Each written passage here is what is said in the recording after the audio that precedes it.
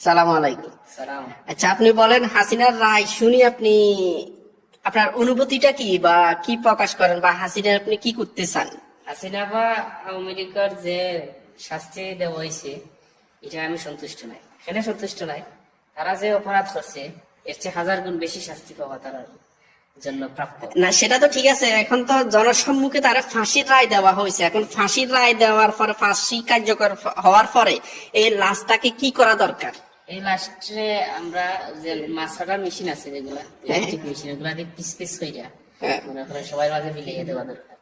আর যেমন? যেমন এই পিস পিস তারপরে একটা মমি বানাইয়া সবার বাথরুমে লটকাইয়া রাখার দরকার।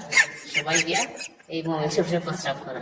মানে ওই হাসিনার গোস্তের টুকরার উপর প্রতিটা যাদের গুম করা হয়েছে, যাদের পিতা মারা হয়েছে, যাদের স্ত্রী স্বামী স্ত্রী মারা হয়েছে, ছেলে সন্তান নিয়ে যাওয়া হয়েছে, আত্মীয় স্বজন নিয়ে যাওয়া হয়েছে, প্রতিটা লাশের ক্ষেত্রে পরিবারকে এক একটা গোস্তের টুকরা দেওয়ার পরে ওই টুকরাগুলোর মমি রাইকা প্রসাবখানা তৈরি করে ওইখানে প্রতিটা আত্মীয় স্বজন প্রসাব করবো। আপনার অনুভূতি মানে আপনি এটা চান, দাবি? জি জি, এটা চাইলে মনে করেন মনটা কিছুটা নাইলে মানে সান্ত্বনা দেওয়া যায়, মানে এটা আপনার দাবি?